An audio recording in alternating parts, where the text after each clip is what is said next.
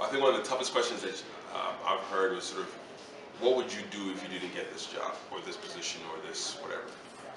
Because you never really think about the alternative, actually. And it forces you to actually have something to say. And I think that's part of what the question is about. Like, does this person have a plan beyond this? Like, are they valuable enough? Are they engaged enough in the world out there? So like, have a sense of what you would do otherwise. It's good for you also to have a plan B. So that's one thing I would say. A question that I've asked to others, that's I think a really hard one.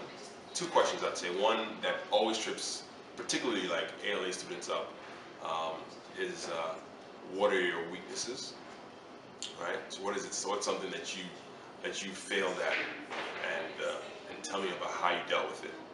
Oftentimes we're not used to that. Which comes to my tip for you guys, okay?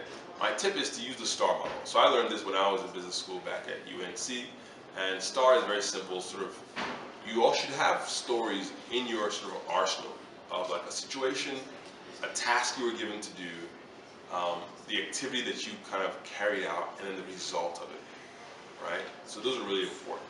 And I think the same thing goes with the question like failing, right? You talk about what was the situation, right?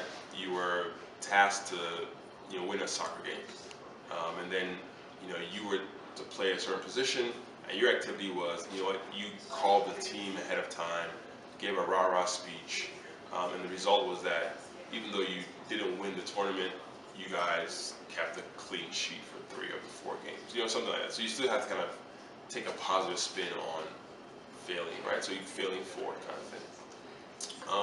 So yeah, those are like big things for me that I got out of it. And I don't know, feel free to reach out to me if you have more questions. I think interviewing is something you should do regularly because it actually keeps you focused. Oh, one last thing, guys. Remember, like, it's a behavioral, often these interviews are behavioral based, right? So they want to know what the behaviors are that you've done that you would replicate in the future, right? So it's not just about sort of throwing out big numbers or big statistics. Think about what are the habits that you formed, right, that helped you. And I like this, like thinking is key, right? They want to know that you can think through a problem, that you have certain habits, certain skills that you will go back to if you come to a similar situation. So that's kind of the key thing for me. And hopefully that helps. Talk to you guys soon.